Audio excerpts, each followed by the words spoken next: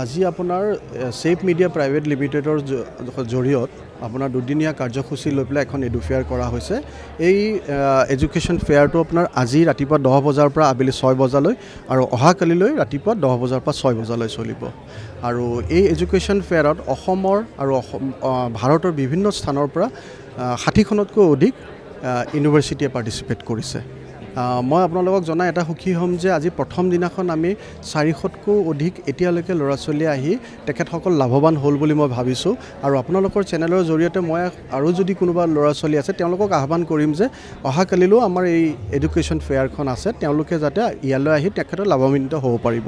ইয়াত আপোনাৰ চাওক, ইয়াতে মেইনলি আমাৰ সদায় এটা উদ্দেশ্য হৈছে যে বহুখিনি ল'ৰা ছোৱালী আছে যে 2-3টামান কেৰিয়াৰ কোৰ্চ লৈ পেলাই আগবাঢ়ে, কিন্তু ইয়ালৈ আহিলে মই এটা বস্তু তেখেতসকলক আহ্বান কৰিব পাৰিম যে সেই 2-3টা কোৰ্চৰ বাহিৰেও আৰু বহু কোৰ্চ আছে য'ত তেওঁলোকৰ নিজৰ কেৰিয়াৰ গঢ়িব পাৰিব।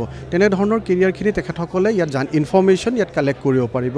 এখন ইউনিভাৰ্চিটিয়ে কি ফেচিলিটিজ দিছে, কেনেধৰণৰ ফিজ ষ্ট্ৰাকচাৰ হয়, কেনেধৰণৰ আপোনাৰ কিছুমান স্কলাৰশ্বিপ থাকে, সেই সকলোখিনি ইয়াৰ পৰা ইনফৰ্মেশ্যন তেওঁলোকে কালেক্ট কৰিব পাৰিব।